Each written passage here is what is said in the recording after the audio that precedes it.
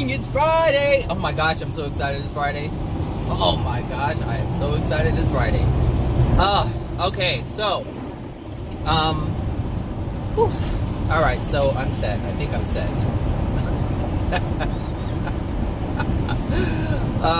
Alright, so today I was gonna talk about, something, and I opened YouTube to upload the video that I just uploaded today, which is, I can't remember the name of it, but it's the one before. It's the last one before this one,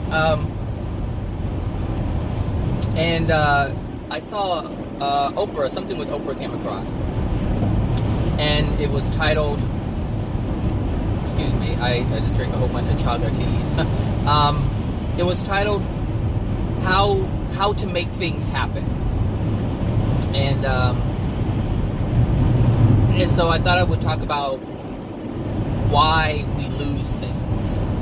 Like, just why we experience a sense of lack, period. And Oprah experiences it, everyone experiences it. There isn't anyone on this planet who does not experience some type of lack. And yes, you can make things happen. And I'm sure what Oprah was about to say is, just believe in yourself and, think positively, know you can do it and you can manifest things. And yes, you can do that. However, you have, at some point in your life, you have said to yourself, what the F? I worked so hard for this and it's all gone. Or, you are stressed out because you're trying to keep what you have created for yourself. And there's a lot of stress in terms of trying to maintain what you have created for yourself. And the reason why it's so difficult to maintain what you have or lose things in your life is because your soul dictates that you cannot have those things.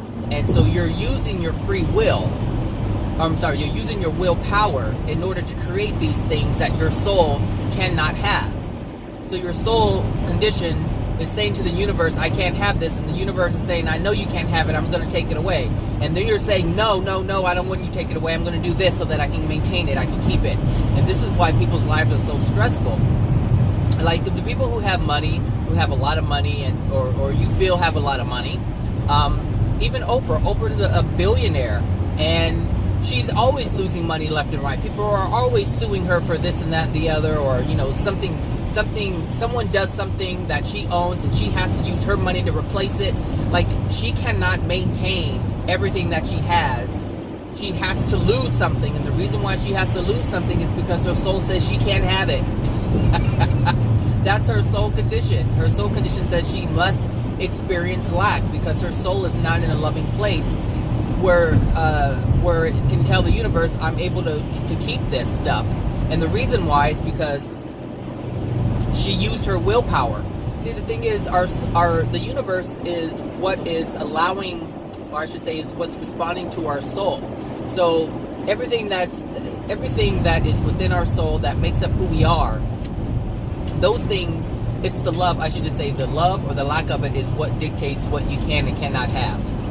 But because we don't want to experience the sense of lack, we go out and use our willpower in order to have it. And it's very difficult to realize this because this whole planet is based, the way man has structured it, has created a system where you have to use your willpower in order to have it. But the reason why that system is in place is because that's the only system that can be in place based on our soul condition.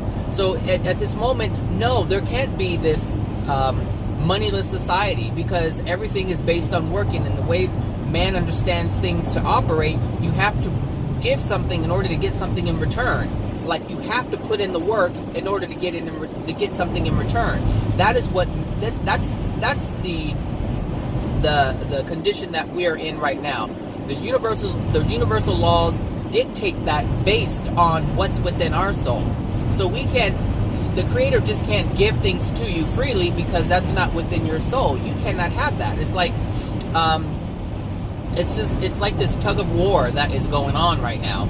So the universe is trying to force us to experience the sense of lack so we can realize the pain from that lack and understand that it's within our soul, so that we can make the changes and release those things that says we can't have those things, so that we can have those things.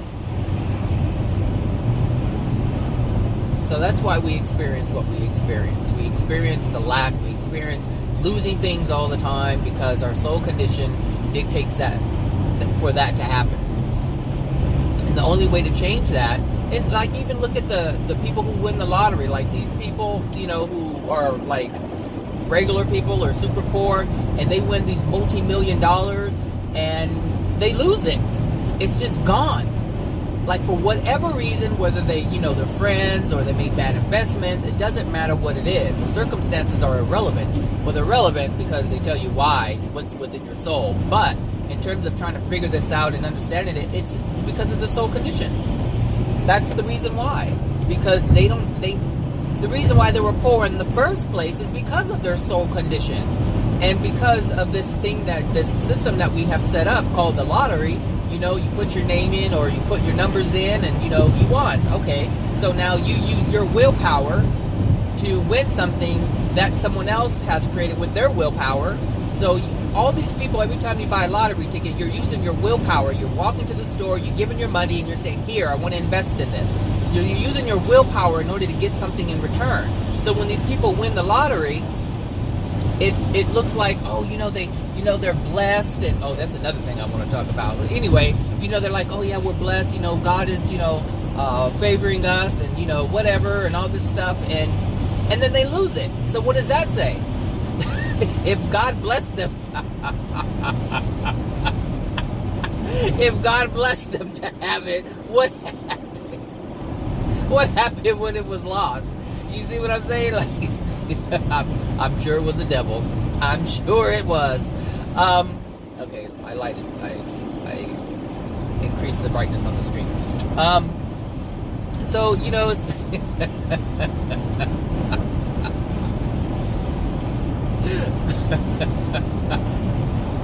I cracked myself up. Hold on, I need.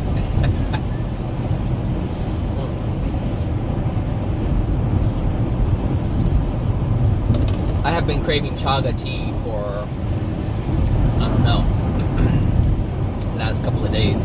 And I haven't been craving coffee too much, but out of habit I've been drinking it. Like, that's the first thing I do when I get up. I'm not even, like, I don't want it, like, I don't desire it, but it's like habit. So I just switched over to chaga. If you don't know what chaga is, C-H-A-G-A, oh my gosh, look it up, it's so great. I actually found out about chaga from what is it, I forget what his real name is, but he channels Adronis, and he was talking about it, and he was saying about the benefits, but he was talking about some different benefits than the benefits I found out about by Googling and researching it. But it's some pretty good stuff, and it does make you feel different. It's antioxidant, one of the strongest you can get. It's a mushroom, it's a fungi, it grows on birch trees. Anyway, so, it's these people win the lottery, they win it, and then they lose it. And so, the thing is, people work hard and work hard and work hard to get things, but a lot of times they have to work hard just to maintain what they have. Like, they're not able to just keep it. Like, you can't just get it and be happy that you have it and maintain it forever. Like, just have it. No, you have to maintain it. You have to continue to work hard. Even people who get promotions. You want a promotion really bad, you work hard, you do some things that are not so ethical, and you, oh, skunk. And so you get the position. But then once you get it, it's all stress, and you have to do things, and you have to sacrifice so much of your personal life because you have to work so hard for this promotion that you really can't have. Like, your soul's dictating that you can't have it, but you're using your will to maintain it, to keep it. And so you treat people, in a way that, or in a manner that's not so loving in order to maintain it. It's all these different things we're using our willpower to have, but our soul's dictating you can't have it. You just can't have it. So, that second thing I wanted to talk about was this, when people say God is good. Is God good? Yes, absolutely. But when you have some type of surgery, knee surgery, arm surgery, shoulder surgery, heart surgery, any kind of surgery, and you come out and you're like, oh, God is good. And you're sitting there bandaged up from head to toe, and you're just, there in pain, and you just went through this traumatic experience, and you say God is good. It's like, what are you doing? What's going on here? So it's, how they're using it, saying, God is the one that made sure they came out of that alive. But they don't ever acknowledge why they had to go into surgery in the first place. Like, what was going on emotionally that caused them to even have the issue that they were having. And no, God had nothing to do with your surgery. God had nothing to do with you coming out alive. That was like, because some people go into surgery and they don't come out. But understand that anytime you go into surgery, you are using your willpower to walk yourself into the hospital, and a doctor is using his willpower to cut you open and do all kinds of things. So you want to be healed, so you use your willpower to go in and get healed or get whatever is wrong fixed. And fixed because you're broken, not understanding that your emotions broke you. So you go in broken to get fixed. The doctor comes in to fix you so he can get something from you, which is money. And that has nothing to do with God. Like, nothing. It's just ourselves, our individual selves, using our willpower to interact with other people who want to use their willpower. That's it. That's what's happening. So when people say God is good, I'm blessed, and they're sitting there, bandaged up in pain and taking painkillers, mind you. Like, really? Like, God gave you painkillers? No, God would never even have anything to do with things like that, because God recognizes the free will. So if God's laws, universal laws, are designed to make you aware of what's within your soul so that you can bring yourself back into alignment, if you so choose, with love, then God isn't going to do something to take that opportunity away. He's not going to send you to a surgeon so that you can get it fixed, so that you'll never learn why you even became sick in the first place. Like, that doesn't make any sense. But I understand it makes sense to people. Because this is how they've been taught. If anything good happens, it's God. If anything bad happens, it's Satan or devil or whatever. That's how people are trained. Like, literally, they are trained to believe this. And so that's what they believe. And that's how they live their life. But that's not what's happening. All of your pain, including the surgery pain, is there for you to question yourself and ask yourself, what is going on here? Like, how did I get here in my life? How did I get to a place where I can't use my legs, my knees? How did I get to a place where I can't stand up straight? How did I get to a place where I can't eat without having this problem? How did I get to a place where I can't see? How did I get to a place where I cannot hear? How did I get to a place where, I lost my arm? How, all this stuff. How did you get to that place? That's what you have to ask yourself. And God, well, when I say God has nothing to do with it, that's not quite true, because God has everything to do with it. Like, all the universal laws are set up to bring you experiences, and if that has to be pain, then that has to be pain. That's just the law. That's the effect of that law. You interacting with that law. So yes, God has everything to do with everything. You can't ever take that away. But I'm saying, in terms of being responsible for our pain or injury or coming out of the hospital, with a big old hole in our body, like, God doesn't have anything to do with that. It's your choice that caused those things to happen. But God set up the universe so that those things can happen, so that you can bring yourself back. Because, the thing is, living on pills, even supplements, when we take supplements, even that tells us that we are off track. Because our bodies are, if we just live life the way we were supposed to, and our soul condition was in a good place, it wouldn't need any supplements. We need supplements because our soul condition cannot maintain the body. And so we have to look for these things to supplement what we can't do for ourselves. The soul has power, has the ability to not only maintain, but to heal. That's what the soul can do. The soul can heal. It can reverse anything. If it can reverse cancer, it can reverse anything. The soul has that kind of power. But we disallow the soul from having that power because we hold on to all the crap, all the emotional injuries within it. And that energy is a negative energy. And it dampens the soul. It hampers its ability to do what it is designed to do. And so you can't have something working in optimal in an optimal condition if you have crap in it. It's like the engine of a car. You know, that stuff has to be, the oil within it has to be clean. It can't be all old like sludge. It can't be like that, or it's it can't run right there. We got so much sludge.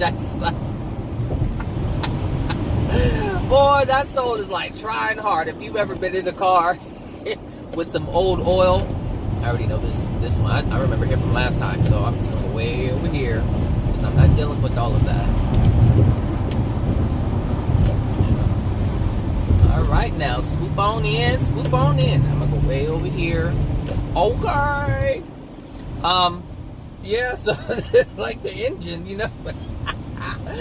You know, oh my God, I'm going to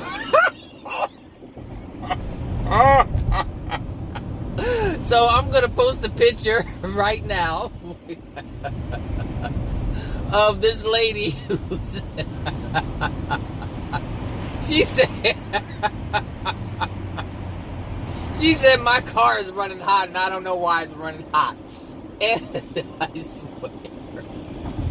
I swear I took the cap off the radiator and I looked and I was like, what? You don't know why your car is running hot? Do you see this? I swear when and when you see it, you'll understand too. And it's like, you cannot expect the car to function properly when it looks like it. So so there was something that happened with their engine. And so the engine, the head gasket, you know, the car was old, and so the head gasket basically blew, so it was old, and so there was a leak, and so the water, the oil and the water were mixing together, so the radiator water, or coolant water was mixing with the oil, and so it made this sludge, and it was all in the radiator, and I'm like looking, I'm like, you don't know why? You don't know why it's not running right? Because she said every so oh my gosh, you know, people, she said every so often she has to pull over and let the car cool down, and then she has to turn it back on and then drive for a little bit and pull over because it got hot. And I'm just thinking, I'm like, how long has this been going on? And it's been going on for a while, like months. Like this person was driving the car like this for months. So in my mind, I'm thinking, did you not get the sign when the needle first went to the H position? Like, you know, when it went to the hot part, like, did you not think to yourself, I need to take my car in, there's something wrong with it? No. Like I said, when I mentioned that other guy, or that guy who was a Lyft driver who had that knocking noise in the wheel, I said, you know, all he cared about was putting gas in the car and going. Like, he didn't care about anything else. And so she, even though she had to keep pulling over, like, remember I said, if it doesn't, you know, really prevent you from doing what you need to do, if it causes a little hiccup, you know, we just kind of ignore it. It's no big deal because it's a hiccup, because it's not stopping you permanently. Like, her car didn't leave her on the side of the road permanently. It didn't stop her from doing, it just slowed her down. And the thing is, when things slow us down, we don't really think anything of it. We just think, oh, it's a little mishap. Oh, it's a little hiccup. You know, things like that happen. Not understanding that things like that happen on purpose. Like, there's a reason why that happens. Like, there's a universal law that says this has to happen, so you see the sign, and you're like, sign? What sign? I don't see no stinking sign, and you just keep on going forward. You know, and so... So all these surgeries, all these, you know, pills, all these supplements, all these things are hiccups. They're hiccups. And we look at the hiccups and we don't think anything of it. Not one thing. You know, it's like, oh, I have to take off work for 3 weeks. Oh, I can't do this. I have to take off. I have to be on bed rest for this long. But it's only for 3 weeks, and then I can get back to what I was doing. So it's a little hiccup. It's not permanently stopping you. You know, when you get sick, it's a hiccup. It's not permanently stopping you. The flu, bronchitis, pneumonia, all these things are hiccups. And you go to the doctor, they give you some antibiotics and this, that, and the other, and you're on your way again. And you just ignore the hiccups. You know, the asthma attack, you just ignore the hiccup. Oh, you have asthma attacks? Here, take this. So anytime you feel it coming on, every time you feel that universe knocking on the door trying to give you a message, here, take this inhaler. That's basically what's happening. Because asthma is there for a reason. Where's my book? Let me see what asthma... I can't remember what asthma is. Where's the A's? Well, that's not going to be there because GLPS. This is these are based on chapters. Never mind. I can't find it right now. But I'll type it in the little thingamajig. So anyway, you know, it's like we get these hiccups. You know, it doesn't matter what it is. Whether you get a tire blowout, that means something. I mean, it's not just with your body. It's everything that you use. So if it's a car you're driving, like for instance, my car. When I first bought my car, maybe about a week into it, I went to Trader Joe's and I came out and someone had hit my car, like the back of it, like just, you know, big old dent in the back of the car. They had to replace it, whole back left side. Nobody left a note, so they just hit it and ran, you know. And I was like this. I just bought this car like it was just a week old, literally a week old. And back then I was into the Abraham Hicks thing. So, you know, about don't focus on the negative, just focus on the positive. And though inside I wanted to just cry because it was brand new and I just bought it and I work hard to have it. And then someone comes and destroys it and doesn't even say, you know, here's, you know, a note, you know, I'm sorry, you know, here's my information, nothing like that. They just didn't give any shits. That's what I felt. And so back then I was like, you know, just, let it go, positive thoughts. And so I convinced myself not to get angry, even though I was more hurt than anything. Like, I wasn't angry right away. I was hurt that happened. Like, no one even cared to even, that's the part that hurt me, was that no one cared to even leave a note. Like, I can understand an accident, but the fact that nobody even left any note, that's the part that hurt. So, you know, it's like, whatever. And then I told myself, Zach, you have the money to replace it. And at this point, because I was working with still dealing with the dealer, because there was something that I had noticed in the car that I said I wanted replaced before I purchased the car, and so it was agreed upon. And so I was still interacting with the dealership, and the guy that sold me the car, I guess he was like a manager and he'd been there for a while. And so he's like, you know what, I can have it fixed by the people we use, and it'll just be at cost instead of you paying, just give me the money, I can, do it that way. I said, okay, no problem. So this is a whole other story, but so I took it to the people, and they knew I was coming, and they fixed it, and I think it was only like $80 to fix. And so it was nothing. And that was including the paint to paint it, because it was specific paint. I guess Nissan has a specific paint or whatever, because it has like some kind of glitter in it or something, some kind of, I don't know, sparkly stuff in the paint.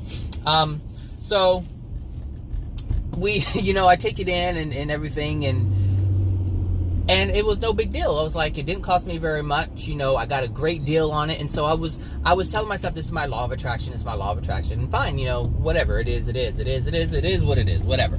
So, so then after, I'm going to add this part because this is interesting. So after, I buy the car, everything, I get a phone call from the guy who sold me the car. And he's like, oh, it's having it kind of hard. And, so he actually asked me for money. Like, he asked me for, like, think it was like $164 because he had to make a car payment. And things were going on. Whatever story he told me, I don't remember the story he told me, but all I knew is he had 2 car payments, and one of them he was behind, and they need to, make another one. So he asked me for money, and guess who gave it to him? I wrote him a check. I was like, no problem. And the reason why I did that is because he helped me out, and I felt obligated. Like, I felt like since he helped me out, now I have to help him out. Now, I felt very reluctant in the beginning, but I convinced myself to do it because he helped me out. And so it's one of those things. Remember, I've been mentioning, how we feel obligated, even though something inside of us says, don't do it. So I did it. And the guy never paid me back. Like, he just never did. And he contacted me, said, I haven't forgot, blah, blah, blah, blah, blah. I said, don't worry about it. I understand things are hard. You'll pay it whenever you pay it. And he never paid it. And when I tried to contact him, like, I couldn't get a hold of him. And so I was like, you know what, whatever. And so this is the thing. This is the thing, because it's like with my family members that I lent the money to. Like, I lent it to them thinking that they were going to pay me back, but they didn't do it. And so I'm stuck paying for it. And so the same thing happened with this guy. And so this has been the theme in my life, where people will say one thing, and even at work, people will ask to borrow things. Like, oh, can I borrow this? Because I'm the type, like, I always have everything on hand, like, everything. And so, like, oh, can we borrow this? Because they're having a party, they need plates and all these different things, and I always have that stuff. And I'm sure they're like, oh, I'll pay you back, I'll bring you some more, and they never ever do. They never ever bring it. They never ever replace it. And this is the theme in my life. And so this is teaching me I need to say no. I have to start saying no. I can't, just because I have it doesn't mean that I have to give it. And so that lack or uncomfortability that they experience because they don't have it, they have to experience that. But I'm messing that up.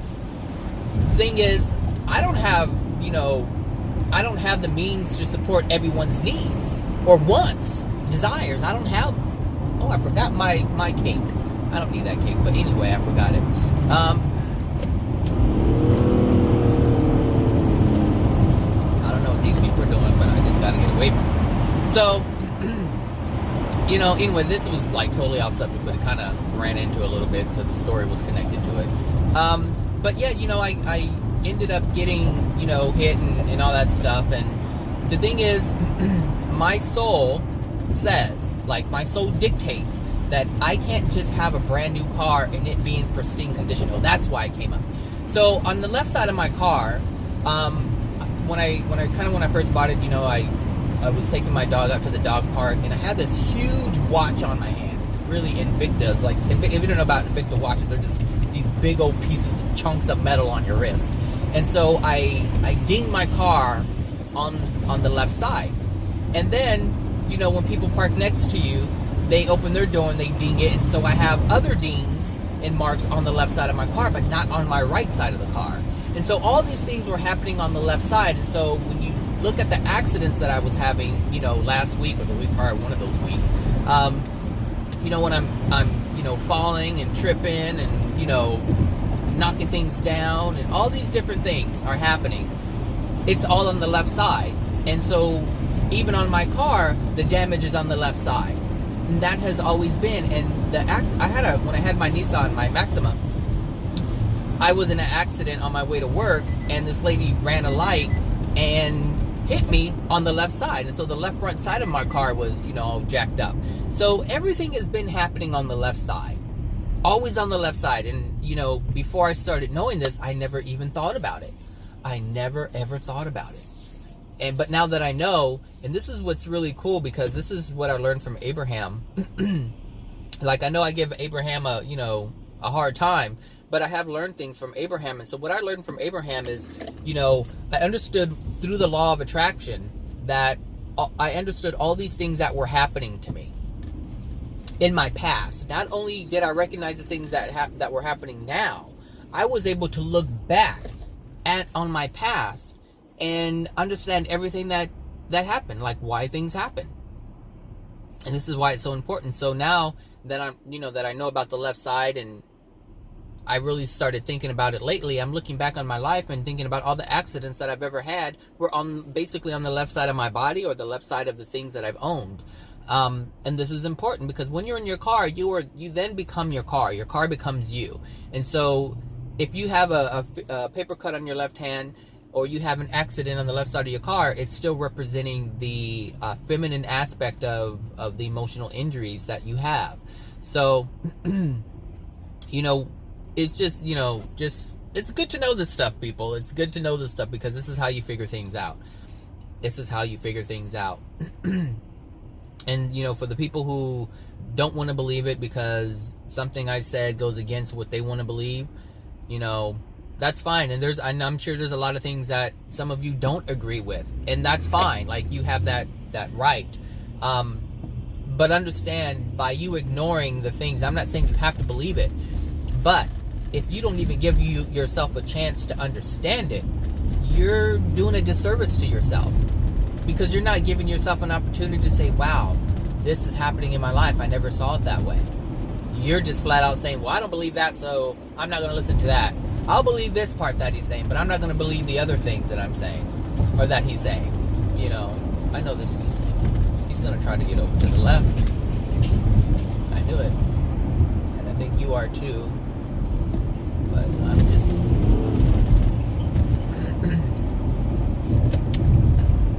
There we go. That stupid blue car back there. Alright, so... yeah, I think that's it. Yeah. Is there anything else? Oh, man. So glad it's Friday. Is there anything else? How to make it happen. You can make it happen, people. You can make it happen. But if you're using your will... oh, that's the part I wanted to add to that. You can use your will to have all this stuff, and I've said it before. I've actually said it many times before. You can use your will to create whatever you want. You can follow Oprah's advice on how to make things happen in your life, but that does not mean that life will be the same when you pass. That's the difference. You can use your willpower here to create. You have matter to create. It's like when you go to kindergarten, and you have all these tools, available to you to create. Use your imagination to create whatever you want to create. They give you the paper and the crayons and the paint. They give you the Play-Doh of many colors. They give you the blocks. They give you the Legos. They give you all of these things to create whatever you want to create. Whatever your imagination can conjure up, you can create for yourself there. That's what you have here. But then when you go home, depending on your family, because let's just say you come from a poor family, you don't have all of those things, and you can't create like that, and you're just sitting there, and you don't have any toys. That's how it is, but it's just much, much worse. It's much worse. For some people, it is exactly the way, they'll experience it.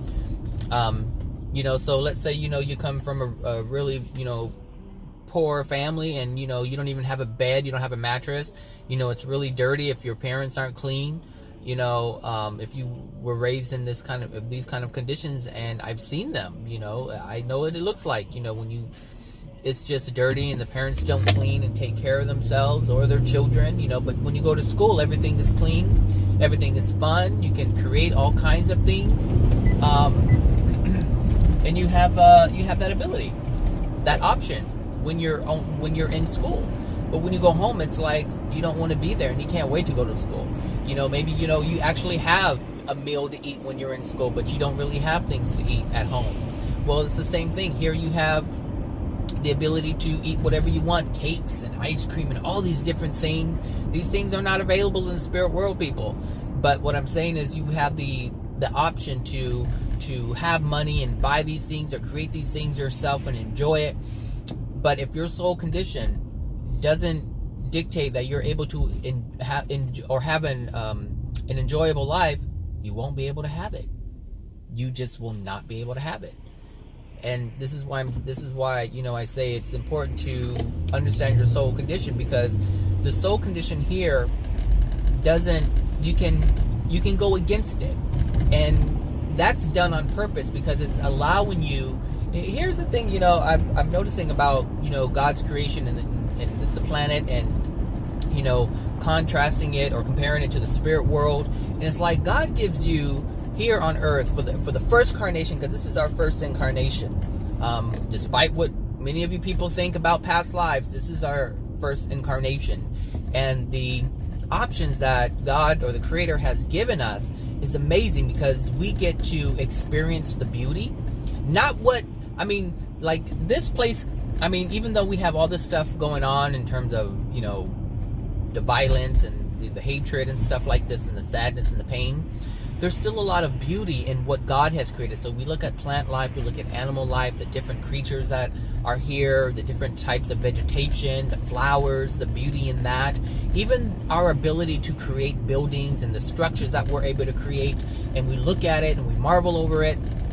Like, we're able to see all of that stuff, but really what that is giving us is the knowing that we are able to create. Like, we're able to create. And there's so much beauty. Like, that's what God is showing us. Is like, there is beauty out there, and there is love out there, and there is joy, and there is happiness, because every time we experience something that we desire, or, you know, some people love nature, so every time they go out into nature and they see the different vegetation, they see the flowers, or if you love animals, you see the animals and you feel good, you know, and you interact with them and you pet them, and you have this sense of love and caring and compassion, and you're just, you know, you're interacting with God's creations, and so you're feeling, you know, joy, you're feeling happy. And that's what God is allowing you to understand, that that is a thing that can be experienced. And so when you pass and your soul is not in a condition of love, what's going to happen is you're going to feel the lack of all of that being taken away. And the thing about that, the good thing about that is, because of your experience on earth, you know that things can be better.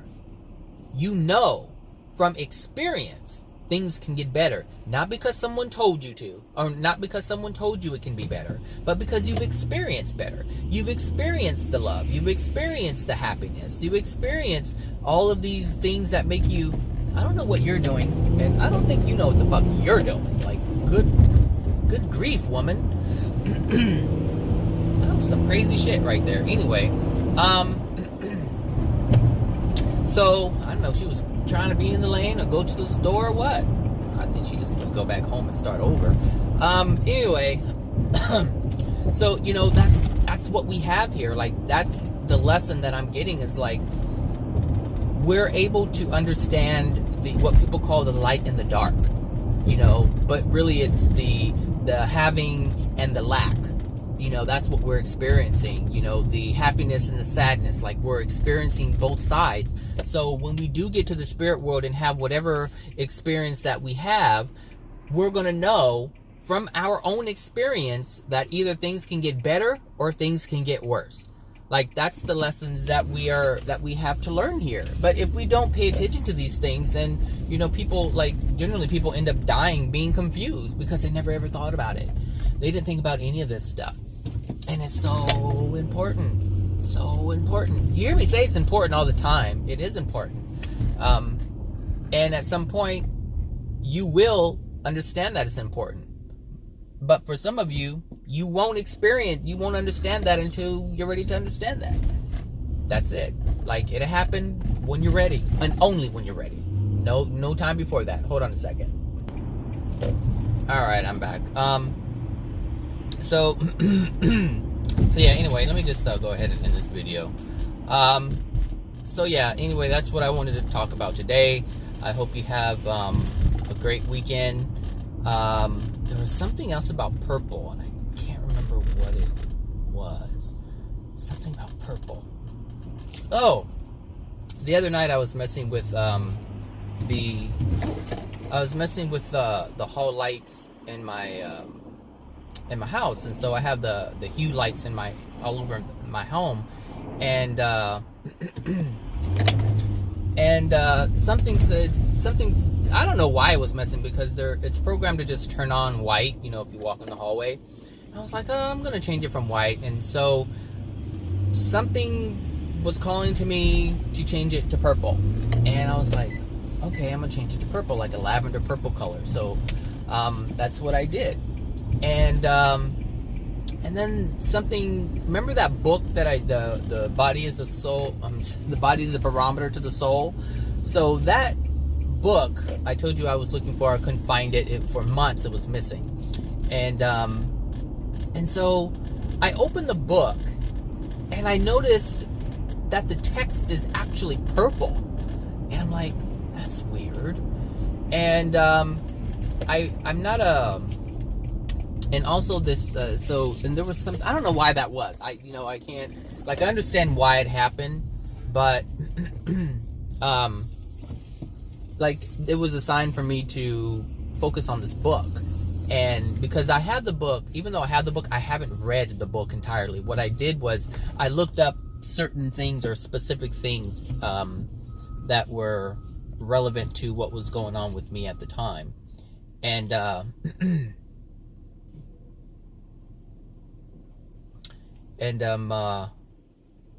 so, like I said, I haven't read the book, but the things that I had looked up, it was like on point. And so that's why I had recommended the book. And so, like I was saying, like, I don't know what prompted me to change the hallway light to lavender or purple. And sure enough, I opened this book to start reading it, and it was purple. And I'm like, I'm supposed to read this book. I'm supposed to read this book. So I thought that was pretty cool. Anyway, I just thought I'd put that out there. So have a great weekend, everyone, and I'll talk to you later. Bye now.